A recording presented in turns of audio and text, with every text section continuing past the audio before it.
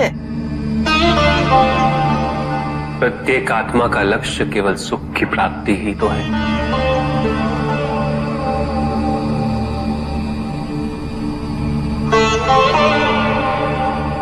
परमानंद की प्राप्ति। किंतु हम सुख नहीं, सुख को प्रदान करने वाली वस्तुओं को एकत्रित करना ही जीवन का उद्देश्य मान लेते हैं। ये समस्त संसार माया है, सब कुछ नश्वर है।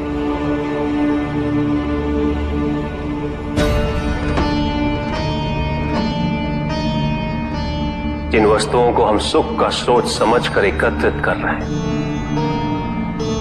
वो सदैव नहीं रहेंगे। जो व्यक्ति सत्य को जानते हुए भी लोभ का परित्याग नहीं करते वो सदैव इन्हें खोने के भय में जीते।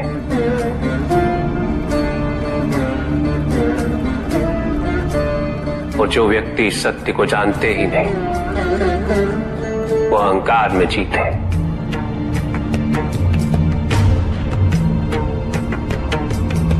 और जहां अहंकार और भय उपस्थित हो वहां सुख कैसे रह सकता?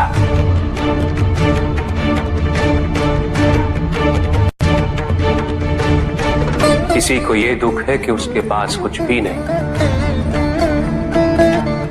और जिसके पास सब कुछ उसे ये दुख है कि पाने को कुछ शेष नहीं। सुख को हम स्वयं अपने दृष्टिकोण से परिभाषित कर देते हैं, जबकि वास्तविकता इससे भिन्न है।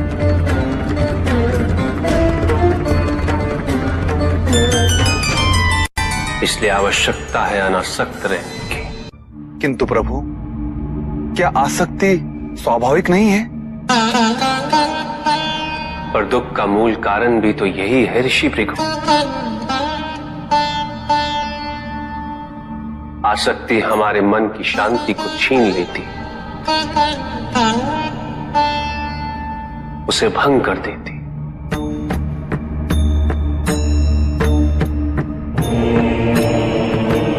हमारी बुद्धि को स्थिर नहीं रहने देती, उसे चंचल बना देती।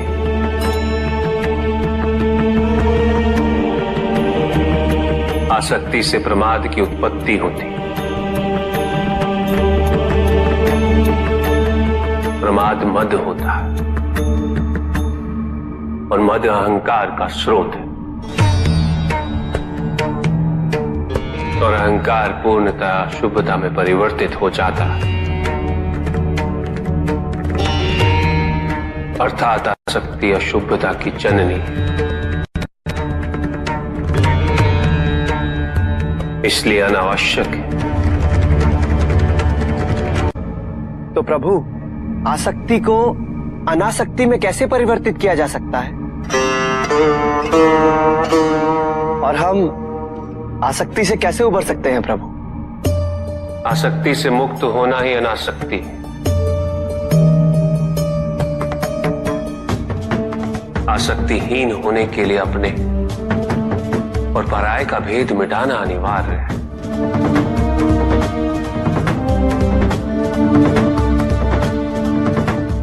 और यह तभी संभव होगा जब हम सुख की खोज बाहर नहीं, अपने भीतर करें। जब हम यथार्थ को पहचानें, उसे स्वीकार करें।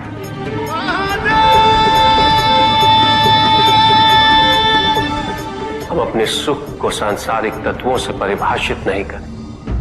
जब तक हम ऐसा करते रहेंगे, हम बंधते जाएंगे। जब हम स्वयं अपने भीतर झांकना आरंभ करेंगे,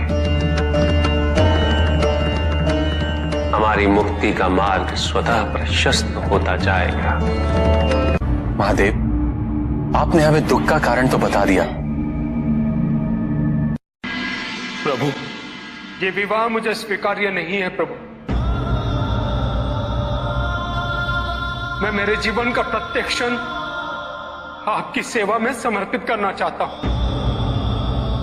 मैं नहीं चाहता हूं कि मेरा कोई भी संबंध मेरे भक्ति को विभाजित या बाधित करने का कारण बने। नंदी, विवाह तुम्हें मेरी भक्ति के लिए अयोग्य कैसे बना देगा? उसमें बाधा कैसे उत्पन्न कर देगा? माता, आपके और प्रभु के बीच में इतनी चुनौतीपूर्ण स्थितियां उत्पन्न हुई, फिर भी आप दोनों स्थिर रहे। किंतु मेरे लिए यह संभव नहीं है माता, क्योंकि मैं अपने दायित्व के मार्ग में कोई भी विकर्षण सहन ही नहीं कर सकता। नंदी, मेरे एक प्रश्न का उत्तर दोगे? पहले तो तुम केवल मेरे प्रति ही समर्पित थे, किंतु अब तुम मेरे साथ साथ पार्वती की भी आराधना करते हो।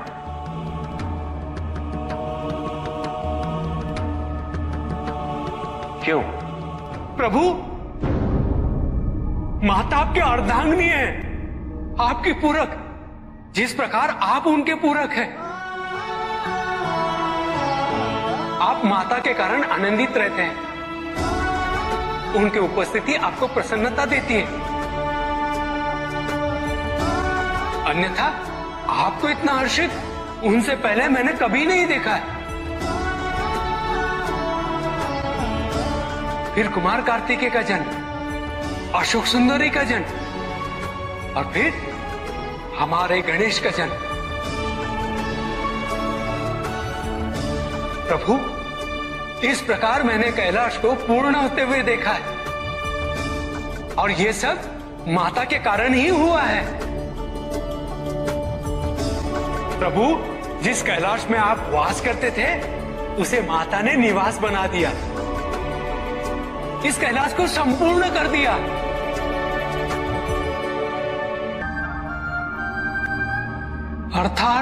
अर्थात व्यक्ति की पूर्णता हेतु विवाह आवश्यक है नंदी। जैसे स्वामी और हम एक दूसरे के पूरक हैं, उसी प्रकार तुम्हारी अर्धांगिनी और तुम एक दूसरे के पूरक बनोगे। विवाहित जीवन की अनुभूति, परिवार का सुख, उसके सुख और उसकी सुरक्षा के लिए संघर्ष, ये सभी अनुभूतियां व्यक्ति के विकास के लिए अनिवार्य है नंदी। किंतु प्रभु, मेरी स्वतंत्रता। स्वतंत्र तो वो नहीं है नंदी जो विवाह के विचार से भयभीत तो होते हैं या संकोच करते हैं, क्योंकि स्वतंत्रता तो वो है जो किसी भी विचार से प्रभावित ना हो, किसी भी सुख, किसी भी दुख से प्रभावित ना हो। और जो व्यक्ति इतना तटस्थ हो, जागरूक हो, उसकी स्वतंत्रता को तो विवाह से भी प्रभावित नहीं होना चाहिए। और फिर क्या गणेश, कार्तिकेय और अशोक सुंदर, ये सभी विवाह उपरांत परिवर्तित हो गए? क्या उनका विवाहित होना उनकी भक्ति और उनके समर्पण में बाधा बन गया नंदी? उनकी स्वतंत्रता में बाधा बन गया? क्या अपने माता पिता के प्रति उनका प्रेम और उनका सेवा भाव घट गया नंदी? फिर मेरे एक और पुत्र को ये चिंता क्यों?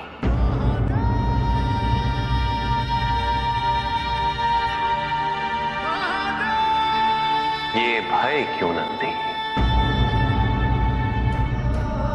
अग्नि जलाती है, जल बुझाता है, दोनों के कार्य क्षेत्र पूर्व परिभाषित और भिन्न है।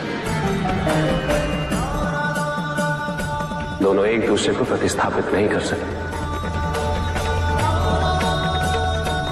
इसी प्रकार इस समस्त संसार में सभी की भूमिका पूर्व परिभाषित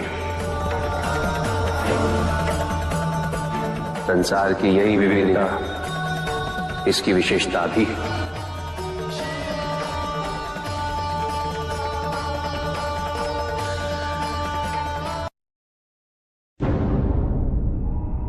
सृष्टि के निर्माण उपरांत एक बार नारायण ने तप के लिए महादेव से उत्तम स्थान के निर्देश की याचना की। महादेव ने अपनी प्रेरणा से समस्त तेज संपन्न अत्यंत शोभायमान पंचकोशी नगरी का निर्माण किया।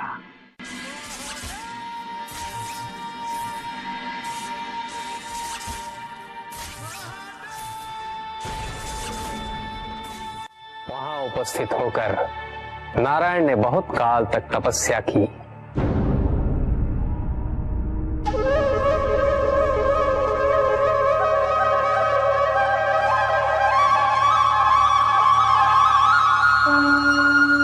नारायण की तपस्या के अनंतर ही उस क्षेत्र में महादेव की कृपा से अनेक नदी नद सरिताएं उत्पन्न हुई।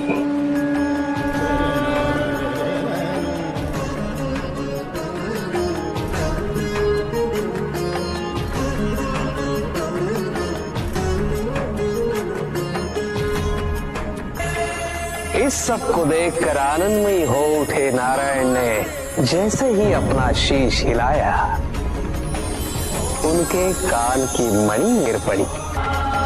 मणिकर्णिका के उस पंचकोश वाले विस्तृत क्षेत्र को महादेव ने अपने त्रिशूल पर धारण किया।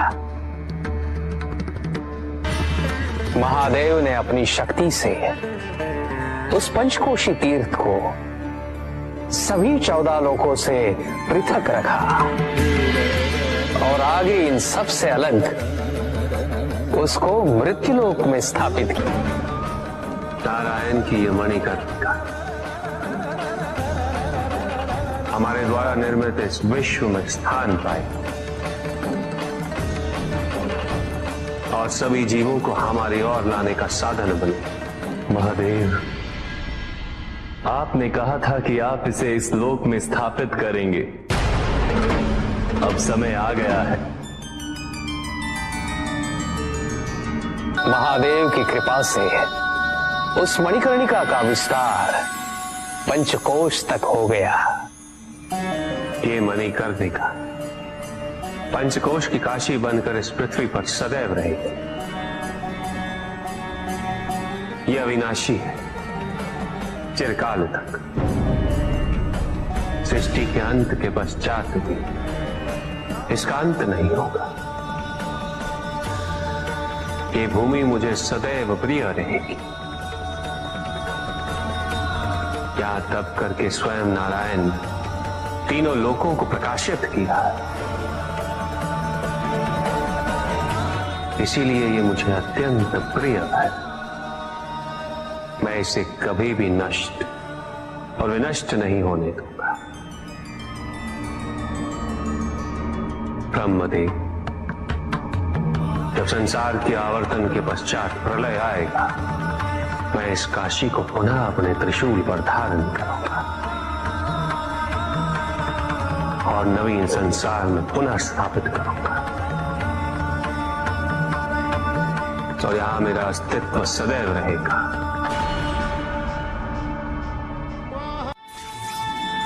महादेव ने उस क्षेत्र से अपने आत्मिक योग को ध्यान में रखते हुए अपने ज्योतिर्लिंग को वहां स्थापित किया, जो इस क्षेत्र से कदापि पृथक नहीं हो सकता।